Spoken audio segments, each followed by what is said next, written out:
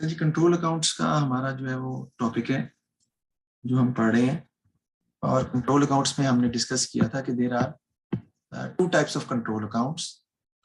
एक को हम कहते हैं जी सेल लेजर कंट्रोल अकाउंट, और दूसरा आपका होता है purchase ledger control account. Sale ledger control account को टोटल ट्रेड रिसीवेबल अकाउंट भी बोलते हैं। सेल लेजर कंट्रोल अकाउंट का मतलब है, इसे टोटल ट्रेड रिसीवेबल अकाउंट भी बोलते हैं। बेसिकली ये ट्रेड रिसीवेबल अकाउंट ही है। यही वजह है कि इसका जो मैंने फॉर्मेट सामने शो हो रहा है आपका, इसका balance brought down debit side पे आता है because it is an asset. Sales debit side पे आती है कि जो आप सेल्स करते हैं तो उसकी एंट्री होती है trade receivable debit sales credit. तो ट्रेड रिसीवेबल डेबिट हो रहे हैं किसकी वजह से? सेल्स की वजह से, इसलिए ये भी डेबिट साइड पर अमाउंट आती है। डिसऑनर्ड चेक की एंट्री होती है ट्रेड रिसीवेबल डेबिट और बैंक क्रेडिट, उसमें भी ट्रेड रिसीवेबल डेबिट होते हैं चेक डिसऑनर होने की वजह से, इसी डेबिट साइड पे आ रही है। बाकी चीजें छोड़ दें, क्रेडिट पे आ जाएं। Cheque receive from trade receivable या cash receive from trade receivable, उसकी एंट्री ट्रेड रिसीवेबल क्रेडिट होते हैं किसकी वजह से? चेक, कैश और बैंक की वजह से, तो क्रेडिट साइड पे आप क्या आ जाएंगे। सेल्स रिटर्न की वजह से भी ट्रेड रिसीवेबल क्रेडिट होते हैं, तो वो भी क्रेडिट साइड पे आ जाएगा सेल्स रिटर्न। डिस्काउंट अलाउड की वजह से भी ट्रेड रिसीवेबल क्रेडिट होते हैं, तो वो भी आपका क्रेडिट साइड पे आ जाएगा। इसी तरह बैड डेट्स, क्योंकि sales return to trade receivable, discount allowed to trade receivable, bad debts जब होते हैं तब भी ट्रेड रिसीवेबल क्रेडिट होते हैं, तो ट्रेड रिसीवेबल क्रेडिट हो रहे हैं किसकी वजह से? बैड डेट्स की वजह से, वो भी क्रेडिट साइड पे आ जाएगा। टोटल करेंगे, माइनस करेंगे तो आपका कैरी डाउन आ जाएगा। कंट्रोल अकाउंट बेसिकली होता क्या है, इसी तरह क्रेडिटर कंट्रोल अकाउंट का फॉर्मेट है वो इसका रिवर्स है। उसका balance brought down credit side पे आता है क्योंकि वो लायबिलिटी अकाउंट है। इसे टोटल ट्रेड पेबल अकाउंट भी कहते हैं, यानी ट्रेड पेबल का अकाउंट है simple. Brought down credit side पे है, लायबिलिटी है। क्रेडिट परचेज करते हैं तो एंट्री होगी परचेजेस टू ट्रेड पेबल, तो ट्रेड पेबल क्रेडिट हो रहे हैं क्रेडिट परचेजेस की वजह से। फिर पेमेंट टू ट्रेड पेबल आप करते हैं तो उसकी एंट्री होती है ट्रेड पेबल टू बैंक या ट्रेड पेबल टू कैश, तो ट्रेड पेबल डेबिट हो रहे हैं बैंक और कैश की वजह से। फिर trade payable to purchase return, entry हो रही है ट्रेड पेबल डेबिट हो रहे हैं परचेज रिटर्न की वजह से। डिस्काउंट रिसीव की वजह से भी ट्रेड पेबल डेबिट हो रहे हैं। आप ये भी कह सकते हैं कि डेबिट साइड पर ट्रेड पेबल डिक्रीज कर रहे हैं और क्रेडिट साइड पर ट्रेड पेबल इंक्रीज कर रहे हैं। इसी तरह यहाँ पे डेबिट साइड पर ट्रेड रिसीवेबल इंक्रीज कर रहे हैं और क्रेडिट साइड पर ट्रेड रिसीवेबल डिक्रीज कर रहे हैं, तो इसको हम टोटल ट्रेड रिसीवेबल अकाउंट भी कहते हैं और टोटल ट्रेड पेबल अकाउंट भी कहा जाता है। Next information. अस्सलाम वालेकुम सर। वालेकुम सलाम। क्या हो गया भाई? कैसे हैं सर? जी बेटा, आप पढ़ रहे हैं, पढ़ाई की तरफ ध्यान दें। जी ठीक है सर। अच्छा जी, तो सबसे पहली पॉइंट ये कि even though the control accounts reflect the total of each item, entries in the control accounts are not taken from the individual debtor और क्रेडिटर। अगर आपने बुक्स ऑफ प्राइम एंट्री पढ़ी है तो आपको पता है कि सेल्स लेजर में we use to prepare T account of each individual customer. Sales ledger में हम हर एक कस्टमर का अलग अलग टी अकाउंट पाते हैं, इंडिविजुअल कस्टमर का। कंट्रोल अकाउंट क्या होता है? उन तमाम ट्रेड रिसीवेबल्स का कंबाइंड अकाउंट तो कहलाता है कंट्रोल अकाउंट। इसको टोटल ट्रेड रिसीवेबल अकाउंट भी कहते हैं। सेल लेजर में जो आपने इंडिविजुअल ट्रेड रिसीवेबल अकाउंट बनाए हैं, ए का, बी का, सी का, इन सब का कंबाइंड अकाउंट कहलाता है टोटल ट्रेड रिसीवेबल अकाउंट, जिसको हम सेल लेजर कंट्रोल अकाउंट भी कहते हैं। सेल्स लेजर में जो आपने टी अकाउंट बनाए हैं उनका सिंगल अकाउंट जो तमाम ट्रेड रिसीवेबल को कंट्रोल करता है वो कहलाता है सेल लेजर कंट्रोल अकाउंट या टोटल ट्रेड रिसीवेबल अकाउंट। अब पॉइंट ये है कि कंट्रोल अकाउंट के अंदर जो अमाउंट्स जाती हैं जिस पर डेबिट साइड पर ट्रेड रिसीवेबल इंक्रीज करते हैं और क्रेडिट साइड पर ट्रेड रिसीवेबल डिक्रीज करते हैं, ये amounts individual trade receivable A, B और सी से नहीं जाती। Entries in the control account are made from the total obtain from the books of prime entry. Books of prime entry के totals जो होते हैं वो जाते हैं कंट्रोल अकाउंट में। यानी कि ये आप देखें, मैंने सेल जर्नल बनाया हुआ है, तो सेल जर्नल में आप देखिए हम क्या रिकॉर्ड करते हैं। सेल जर्नल में हम रिकॉर्ड करते हैं the names of the people to whom the goods are sold on credit, their name and amount। तो मैंने लिखा है जी 500 ए को बेची है, बी को 800, सी को 400, टोटल 1700 आ जाए। ठीक है जी। अब ये अमाउंट जाती हैं यहां से सीधी किसमें? सेल्स लेजर में। लेटर ए में 500 डेबिट होगा सेल्स की वजह से, बी में 800 डेबिट होगा सेल्स की वजह से, सी में 400 डेबिट होगा सेल्स की वजह से। लेकिन कंट्रोल अकाउंट में अमाउंट्स यहां से नहीं जाती हैं, यानी कि कंट्रोल अकाउंट्स में अमाउंट सेल लेजर में से नहीं जाती हैं, बल्कि सेल जर्नल के टोटल से अमाउंट डायरेक्टली चली जाती है कंट्रोल अकाउंट की डेबिट साइड पर या सेल लेजर कंट्रोल अकाउंट की डेबिट साइड पर। या टोटल ट्रेड रिसीवेबल अकाउंट की डेबिट साइड पे। ट्रेड रिसीवेबल तो बढ़ ही रहे हैं ना 1700 से, इसकी वजह से, सेल्स की वजह से। तो entries in the control account are made from the total obtained from the books of prime entry rather than from the individual trade receivable से नहीं जाती, टोटल से जाती हैं। इस पर हम आगे अभी मजीद बात जो है वो करेंगे। ये देखिए, even though the control account reflect the total of each item, entries in the control account are not taken from the individual debtors. Individual trade receivable से नहीं जाती, बल्कि हमें ये इंप्रेशन नहीं होना चाहिए entries in the control are made of total obtained from the books of prime entry. Books of prime entry के टोटल से जाती है वो डायरेक्ट कंट्रोल अकाउंट, यानी कि 1700 का टोटल डायरेक्ट जाता है इधर। इस तरह रिटर्न इनवर्ट के टोटल डायरेक्ट जाता है सेल लेजर कंट्रोल अकाउंट में। कंट्रोल अकाउंट में एंट्रीज डायरेक्टली टोटल से जाती हैं बुक्स ऑफ प्राइम एंट्री के, इंडिविजुअल ट्रेड रिसीवेबल से नहीं जाती। अब जरा इसको हम समझते हैं कि हम कैसे इसको जो है वो रिजॉल्व करते हैं। सवाल को आपके सामने रखते हैं हम। देखें जी, ये मैंने बनाया जी सेल जर्नल, इसमें मैंने बनाई है जी डेट का कॉलम, कॉलम आपका आ जाता है किसका जी, अमाउंट का।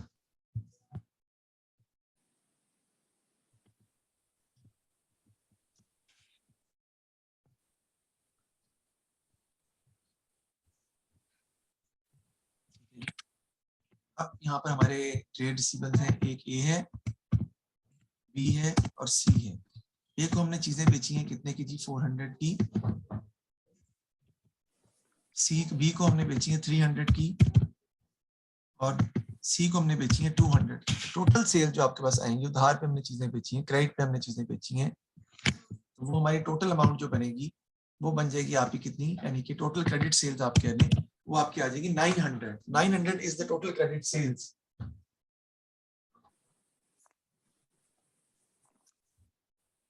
ठीक है जी। अब entries in the sale ledger control account में जो एंट्रीज जाती हैं वो कहां से जाती हैं बेटा, टोटल से, यानी कि ये टोटल ट्रेड रिसीवेबल अकाउंट है, तमाम ट्रेड रिसीवेबल का कंबाइंड अकाउंट। तो इसमें आपको टोटल लिखना है कि टोटल आपके जो ट्रेड रिसीवेबल्स हैं और क्रेडिट सेल्स हैं वो कितनी है। इसमें एंट्री डायरेक्टली यहां से जाती है 900। यहाँ पे मैं क्या लिख दूंगा, क्रेडिट सेल्स। क्रेडिट साइड पर और भी चीजें आ सकती हैं, जैसे कि रिटर्न इनवर्ड हो सकता है, बैड डेट्स हो सकते हैं, ये सब जो है वो टोटल से जाती हैं। कैश रिसीव हो सकता है और भी अमाउंट्स हो सकती हैं, लेकिन हम तो अभी एग्जांपल देख रहे हैं, समझ रहे हैं सिर्फ, इसलिए हम सिर्फ इमेजिनरी फिगर्स ले रहे हैं। सेल लेजर में जो अमाउंट्स लिखी जाती हैं किससे, इंडिविजुअल अकाउंट से, यानी एक अकाउंट में जाएगी आपकी 400 की अमाउंट जी, यहां से। इसी तरह बी के अकाउंट में जाएगी 400 की अमाउंट, वो भी डेफिनेटली यहीं से जाएगी। कंट्रोल अकाउंट में यहां से नहीं जा रही, कंट्रोल अकाउंट में जो कि तमाम ट्रेड रिसीवेबल का कंबाइंड अकाउंट है, उसमें अमाउंट जा रही है सेल जनरल के टोटल से 300। इसी तरह यहाँ पे आपका सी आ जाएगा, यहाँ पे अमाउंट आपकी कितनी आ जाएगी जी, 200 ही है। ये अमाउंट आप कहाँ से जा रही है सब, मैंने बताया कि ये 300 यहाँ से जा रहा है इधर, 200 यहाँ से जा रहा है इधर, ठीक है जी। But entries in the control account are made from the total obtained from the books of prime entry. वो बुक्स ऑफ प्राइम एंट्री के टोटल से अमाउंट जाती है। अब देखें, सेल लेजर कंट्रोल अकाउंट जो है वो इन ए, बी और सी तीनों का कंबाइंड अकाउंट है। इसकी क्या बनती है, इसका बनता है जी list of ledger balance. Sale ledger balance भी कह सकता हूं मैं, लिस्ट ऑफ लेजर बैलेंस या सेल लेजर बैलेंस। कैसे बनेगी जी, ए की, बी की, सी की, इनके अकाउंट में कितनी कितनी अमाउंट आती है जी, कितने कितने जो अमाउंट्स मौजूद हैं जो इनकी बनती हैं। ए की कैरी डाउन कितना आएगा 400, बी का कैरी डाउन कितना आएगा बेटा 300 और सी का कैरी डाउन कितना आएगा 200। टोटल अगर हम इसका करें तो ये यहाँ पे कितना आ जाएगा, डेफिनेटली 900। अगर मैं कंट्रोल अकाउंट का कैरी डाउन निकालूं हमारे क्वेश्चन के हिसाब से ये भी कितना आ रहा है 900। इसलिए बेटा कि मदीफा ये जो हम इंडिविजुअल अकाउंट बना रहे हैं ये जो list of sale ledger balance मैंने लिखा है ये individual account individual trade receivable के आंसर का टोटल है और सेल लेजर कंट्रोल अकाउंट है वो इन तमाम का कंबाइंड अकाउंट है तो इनका आंसर आपस में बराबर आना चाहिए।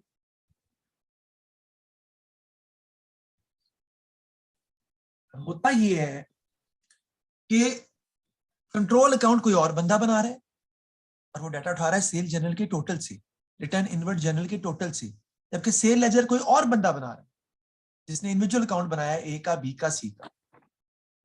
ए बी और सी के टोटल जिसे लिस्ट ऑफ लेजर बैलेंस का नाम देती है उनका total sale ledger control account के कैरी डाउन के बराबर होना चाहिए। क्यों सर?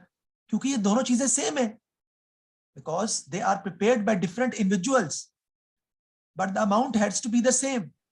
एक है तीनों के अकाउंट अलग बनाकर उसका टोटल और एक है जब तीनों के अकाउंट का कंबाइंड अकाउंट बना रहे हैं उसका टोटल जिसे सेल लेजर कंट्रोल अकाउंट का नाम दिया जाता है जिसमें डायरेक्टली अमाउंट्स कहां से जाती हैं टोटल से आगे फॉरवर्ड की जाती है क्रेडिट सेल्स के नाम से। जी यहां तक कोई मसला है तो मुझसे पूछें ताकि फिर मैं इससे आगे जो है वो चल सकूं। यहां तक कोई प्रॉब्लम है तो मुझे बताएं फिर मैं इससे आगे जो है फॉरवर्ड चलता हूं कि हमने आगे कैसे जाना है। जी यहां तक समझ आ गई आपको इशफाक? आप बताएं। जी सर आ गई समझ। किसी को है कोई यहां तक मसला तो फिर मैं आगे चलता हूं। हमने क्या किया यहां तक मैंने ये बताया है कि बुक्स ऑफ प्राइम एंट्री जो होती हैं control accounts books of prime entry के टोटल से बनते हैं।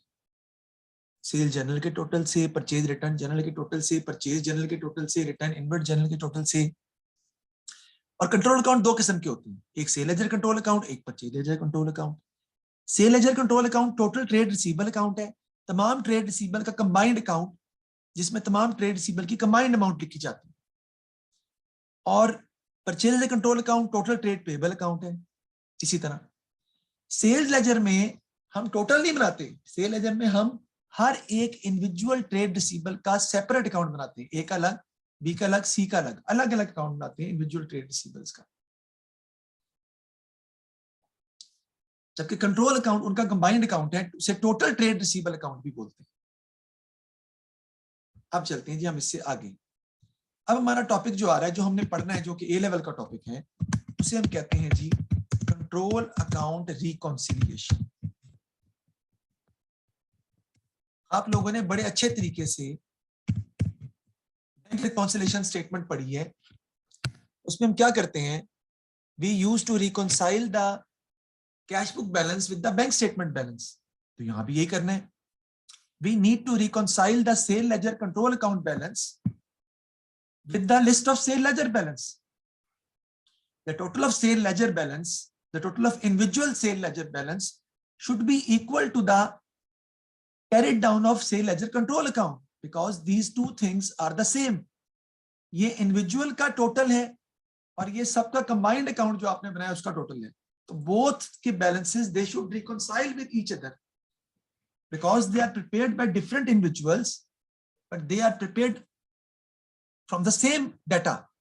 एक टोटल से उठा रहे हैं हम एक इंडिविजुअल से उठा रहे हैं हम इन दोनों का आंसर आपस में बराबर आना चाहिए यानी कि लिस्ट ऑफ लेजर बैलेंसेस का टोटल और कंट्रोल अकाउंट का carried down it has to be equal it has to be the same. अगर ये दोनों इक्वल नहीं आ रहे तो हमें क्या बनानी पड़ती है control account reconciliation. In order to reconcile the total of ledger balances with the control account, we need to prepare control account reconciliation. It is prepared only when there is a difference between ledger balance, total of ledger balance, and that carried down of control account. If there is a difference between these two amounts, then we have to prepare control account reconciliation. And control account reconciliation बनाने के कुछ steps हैं जो हमें follow करने पढ़ते हैं।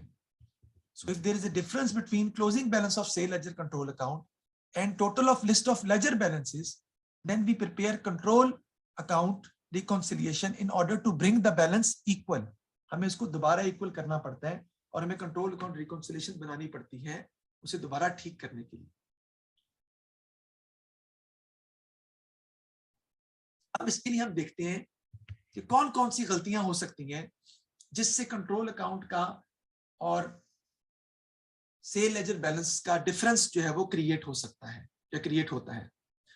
If there is an error in entering the amount in the books of prime entry, it will affect both control account and ledger balance.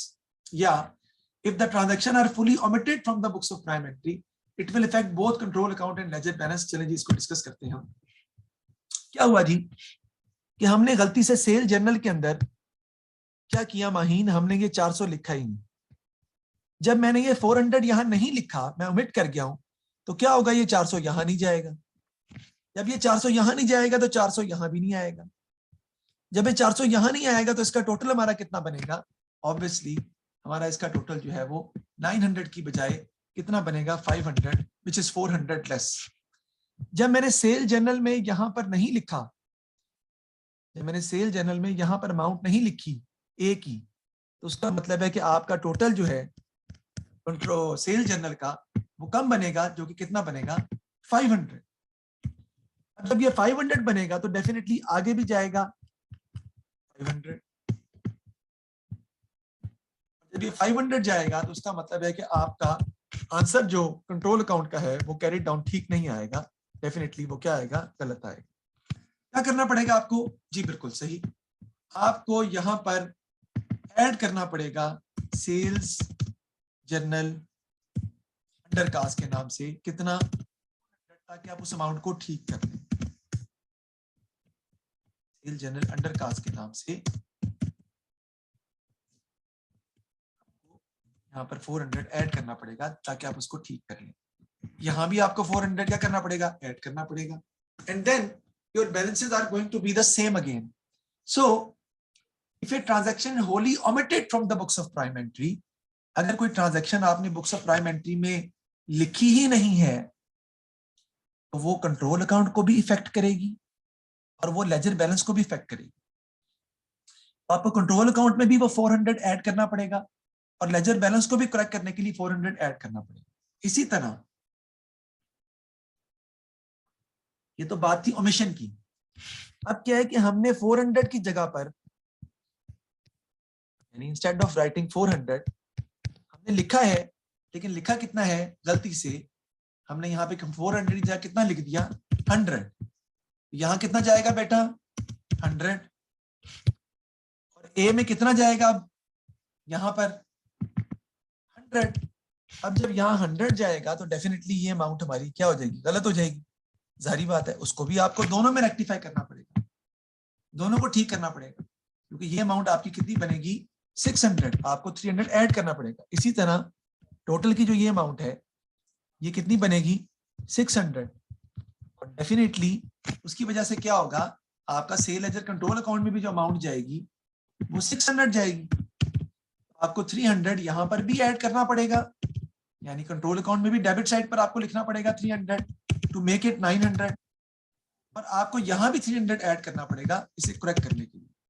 यहां से साबित क्या हुआ, if a transaction is wholly omitted from the books of prime entry, it will affect both control account and ledger balance.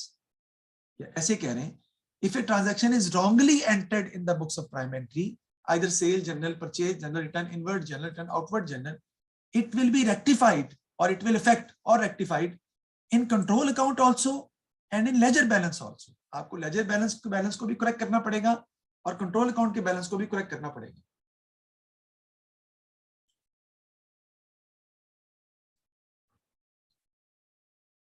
तो ये हमने ये rules पढ़ लिए, 2 रूल्स हमने सीख लिए. वो क्या, if a transaction is wholly omitted from the books of prime entry, it will affect both control account and ledger balance. Similarly, if a transaction is wrongly entered in the books of prime entry, गलत enter अगर किया आपने, again it will affect both control account and ledger balance with the same amount. Same amount से आपको control account को भी ठीक करना पड़ेगा और लेजर बैलेंस को भी ठीक करना पड़ेगा, दोनों अमाउंट के साथ. ठीक है जी, आपको रिकॉर्ड करना पड़ेगा दोनों अमाउंट के साथ. देखते हैं अब हम आगे, हम नेक्स्ट और कौन सी एरर होते हैं. सबसे पहले दोबारा इसको पढ़ लेते हैं एक दफा बेटा। देखिए, steps to prepare control account reconciliation, क्योंकि दोनों के बैलेंस सेम होने चाहिए ना बेटा, दोनों एक ही चीजें हैं। सर कब है, कैसे एक चीजें हैं बेटा? एक है कंट्रोल अकाउंट का कंबाइंड अकाउंट, तमाम ट्रेड रिसीवेबल्स का कंबाइंड अकाउंट, और एक है इंडिविजुअल ट्रेड रिसीवेबल के जो अलग अलग अकाउंट बनाए उनका total. they should be the same. The balance of these two different accounts has to be the same. List of ledger balances और control account का balance अगर वो बराबर नहीं आ रहे तो इसका मतलब कुछ गलती है। So if there is an error in entering the amount in the books of prime entry, it will affect both control account and ledger balance. Same is the case if the transaction is fully omitted from the books of prime entry, आप लिखना ही भूल गए, it will affect both control account and ledger balance. वो भी दोनों control account और ledger balance को affect करेंगे। Number 3, if there is an error in the totals of books of prime entry, it will affect or rectify only in control account. अगर error होगा totals of books of prime entry में, वो सिर्फ control account को affect करेंगे और वो individual debtor को affect नहीं करेंगे। अगर totals में गलती हो रही है books of prime entry के, तो it will affect or rectify only in control account. कैसे सर? वो हम देखते हैं अभी। इसका भी एग्जांपल देता हूं मैं आपको और आपको समझाता हूं कि ये कैसे होगा। देखें जी, सबसे पहले ये देखें, सब कुछ ठीक बना हुआ है, सब कुछ करेक्ट है, कोई भी चीज गलत नहीं है। इसको जरा पहले मैं ठीक कर लूं ना। सपोज कर लेते हैं कि वो जो ए है वो 100 है, ऑटोमेटिकली ये ठीक हो गया। अगर ए 100 है सपोज करें तो 100 ही आगे जाएगा, गया हुआ है, पर ये अमाउंट कितनी बनेगी? 600। गलती क्या हुई? हमने गलती से यहाँ पर टोटल में, if there is an error in the totals of books of prime entry, it will affect only control account. हमने 600 की जगह कितना लिख दिया? 700। यहाँ पे कितना जाएगा? 700। तो आपको यहाँ पर क्या करना पड़ेगा, ये आपसे मैं पूछता हूँ अभी, क्योंकि असल अमाउंट तो 600 है, टोटल आपने 700 लिख दिया, 100 से ज्यादा लिख दिया आपने। लेकिन इंडिविजुअल अकाउंट जो एक अकाउंट है, दैट इज करेक्टली प्रिपेयर्ड। ए में तो 100 ही किया है, बी में 300 ही किया है, सी में 200 ही किया है, लिस्ट ऑफ लेजर बैलेंस का टोटल 600 ही आ रहा है, उसमें कोई चेंज नहीं, उसमें कोई प्रॉब्लम नहीं। ठीक है, सेल लेजर कंट्रोल अकाउंट में आपका डिफरेंस जो है वो आएगा। ठीक है जी, और उसको आपको वैल्यूएट करना पड़ेगा। तो 700 आपने लिखा हुआ है क्रेडिट सेल्स, आपने गलती से टोटल में गलती कर दी है। So if there is an error in the total obtained from the books of prime entry, it will affect only control account. तो क्या करना पड़ेगा आपको? 700 आपने डेबिट कर दिया, आपको क्या करना पड़ेगा बताएं? कोई भी बता सकता है, बताएं क्या करना पड़ेगा हमें इसको ठीक करने के लिए? जी क्रेडिट साइड पे सेल्स जर्नल ओवरकास्ट। जी, हमें क्रेडिट साइड पर 100 से लिखना पड़ेगा। हम इसको क्रेडिट पर 100 लिख देंगे तो ऑटोमेटिकली हमारा ये क्या हो जाएगा? करेक्ट हो जाएगा। You will write on the credit side 100, तो ये ऑटोमेटिकली आपका करेक्ट हो जाएगा। हम क्रेडिट साइड पर सेल जनरल ओवरकास्ट 100 लिख देंगे तो आपका आंसर ऑटोमेटिकली 600 बन जाएगा। या आप ये भी यहाँ पे लिख सकते हैं कि सेल जनरल ओवर एडिट भी लिख सकते हैं, ओवरकास्ट भी लिख सकते हैं, वो आपकी मर्जी है कि आप क्या इसको लिखते हैं। ठीक होगी जी बात? 100 आ जाएगा आपका। इस तरीके से आपने इसको सॉल्व करना है। लेकिन असल पॉइंट ये नहीं था, असल पॉइंट बताना ये था कि अगर ट्रांजैक्शन आपने एंटर नहीं की पूरी की पूरी कंट्रोल अकाउंट के अंदर, सेल जर्नल के अंदर, बुक्स ऑफ प्राइम एंट्री के अंदर सॉरी, तो उसको रेक्टिफाई दोनों में किया जाता है, लेजर बैलेंस में भी और कंट्रोल अकाउंट में भी। अगर बुक्स ऑफ प्राइम एंट्री में कोई चीज गलत एंटर कर दी आपने, 400 की जगह 100 लिख दी है, तब भी उसका इफेक्ट दोनों में आएगा, कंट्रोल अकाउंट में भी और लेजर बैलेंस में भी। लेकिन अगर आपने गलती की है total of books of prime entry में, it will affect only control account, तो it will be rectified only in control account. सिर्फ कंट्रोल अकाउंट को रेक्टिफाई किया जाएगा। इंडिविजुअल ट्रेड रिसीवेबल बिल्कुल सही बने हैं, उसमें गलती मौजूद नहीं है, उसे नहीं छेड़ेंगे, कंट्रोल अकाउंट को करेक्ट करेंगे बस। ये रूल था हमारा तीसरा। Next, if there is an error in the individual trade receivable or trade payable which are prepared in sale ledger or purchase ledger, it will affect or rectify only in ledger balances. तो सिर्फ ledger balances को affect किया जाएगा। इसकी अब हम example देखते हैं। एग्जांपल देखने से पहले मैं अपने क्वेश्चन को ठीक कर लूं ताकि फिर आपको समझ आ जाएगा। कि हम कैसे चीजों को मैनेज कर रहे हैं। देखें टोटल हमारा कितना बनेगा यहाँ पे 600 का, और टोटल भी आपने यहाँ पर सही लिखा है विच इज 600, लेकिन आपने सेल जर्नल बिल्कुल सही बनाया है, sale journal is properly prepared, but when entering the amount in the individual trade receivable, while entering the amount in the individual trade receivable, हमने गलती से A को 100 की जगह कितना लिख दिया, गलती से 200। अब जब A को आपने 200 लिख दिया गलती से, तो लिस्ट ऑफ लेजर बैलेंसेस में A की जगह पे कितना जाएगा, डेफिनेटली यहाँ पर आपका कितना चले जाएगा 200। यानी A जो है, जो कि आपकी अमाउंट असल में 100 थी, आपने क्योंकि उसके लेजर में 200 लिखा है, इसलिए यहां पर 200 चला जाएगा, और ये गलती की वजह से जो आपका total of sale ledger balance है वो गलत आएगा, वो कितना आपका आ जाएगा 700। इसे करेक्ट करने के लिए it will be rectified only in ledger balance. आप लेजर बैलेंस में से 100 माइनस कर देंगे तो ऑटोमेटिकली आपका बैलेंस करेक्ट हो जाएगा। इसका मतलब क्या है कि सेल जर्नल करेक्ट बना है, उसमें कोई गलती मौजूद नहीं है, और कंट्रोल अकाउंट भी ठीक है। This error will not be rectified in control account because control account is already correct, उसमें कोई गलती मौजूद नहीं है, ठीक है जी, उसको हम नहीं छेड़ेंगे। Control account is already correct, उसमें कोई गलती मौजूद नहीं है, उसको नहीं छेड़ेंगे हम, ठीक है। और इंडिविजुअल ट्रेड रिसीव में गलती हुई है।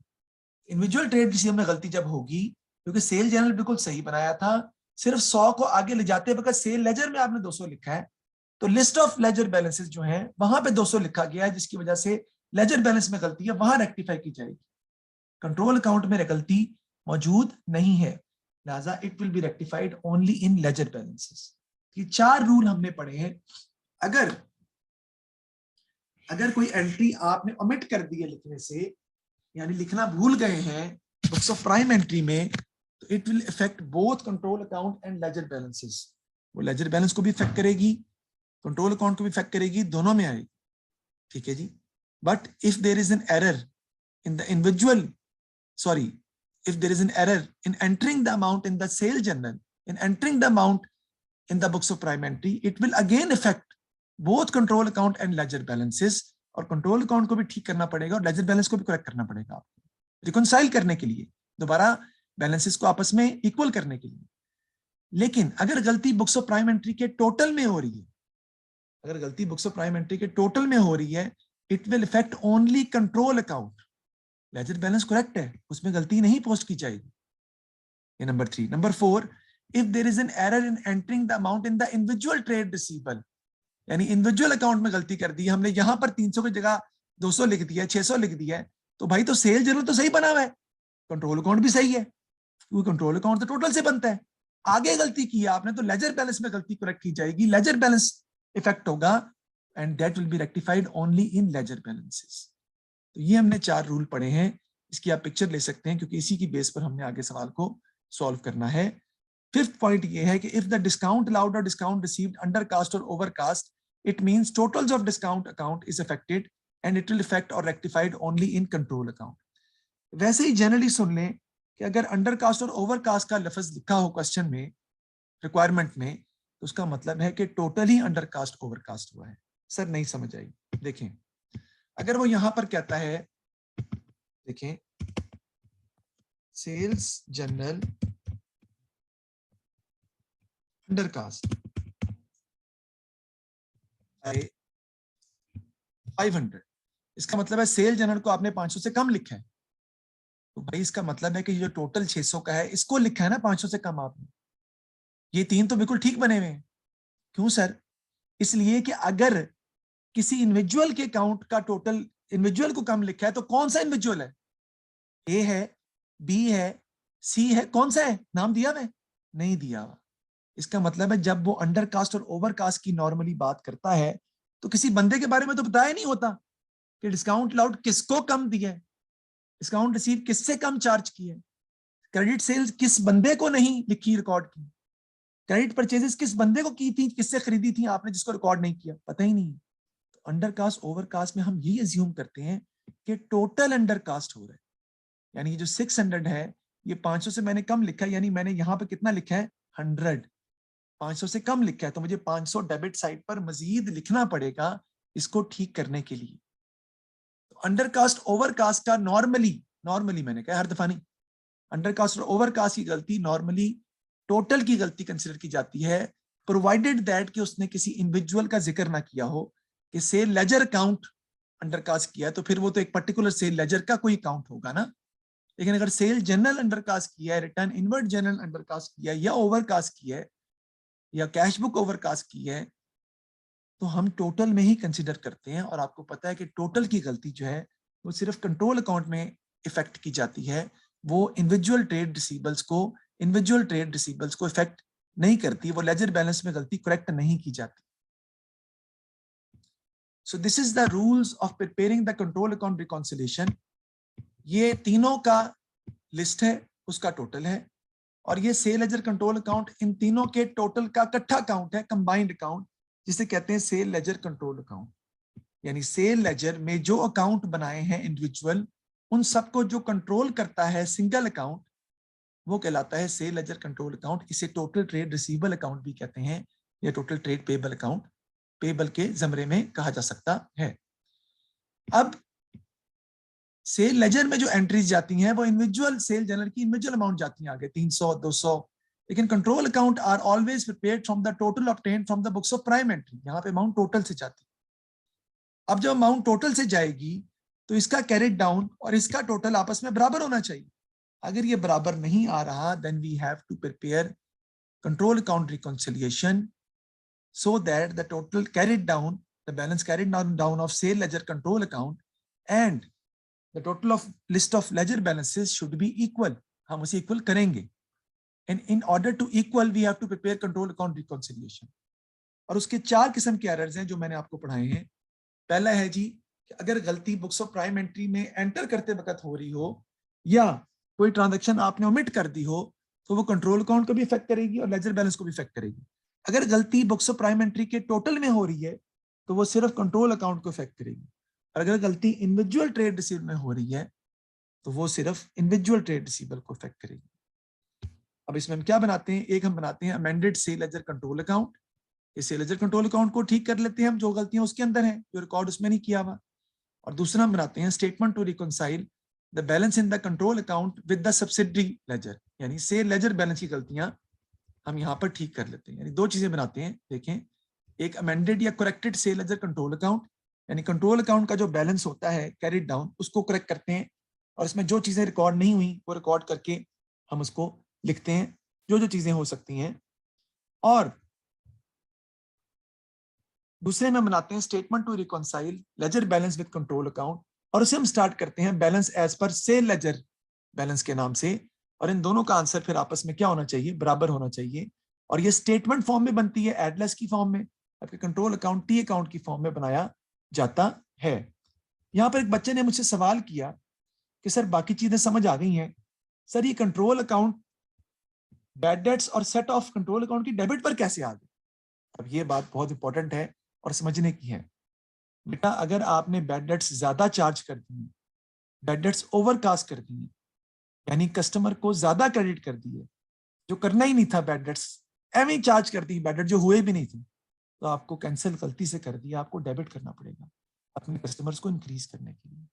आपने एक सेट ऑफ और कॉन्ट्रा की एंट्री पास कर दी है कि एक बंदे से पैसे वसूल नहीं होने, जबकि उसने पैसे देने थे, तो आप सेट ऑफ और कॉन्ट्रा को कैंसिल करने के लिए डेबिट करना पड़ेगा आपको।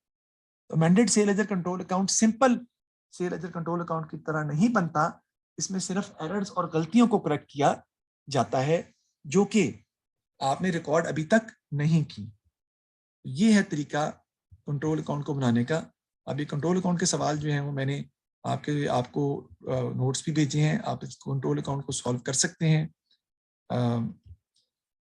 ये आप कंट्रोल अकाउंट के जो क्वेश्चन हैं इनको सॉल्व आप कर सकते हैं।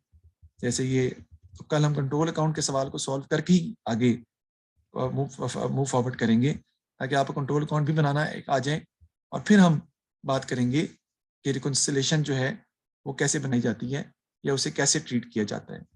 अगर हम इस सवाल को देखें तो इसका कंट्रोल अकाउंट में चाहूंगा कि आप घर में बनाएं। ये सवाल जो आया हुआ है अक्टूबर-नवंबर 2023 का सवाल है, अक्टूबर-नवंबर 2023 का। Trade receivable at the start है, ये ब्रॉड डाउन डेबिट साइड पे आ जाएगा। Contra sale ledger to purchase ledger है, क्रेडिट पे आ जाएगा। सेट ऑफ है, डिस्काउंट लाउड क्रेडिट पे आ जाएगा। डिस्काउंट रिसीव आएगा ही नहीं क्योंकि हम SLCA बना रहे हैं।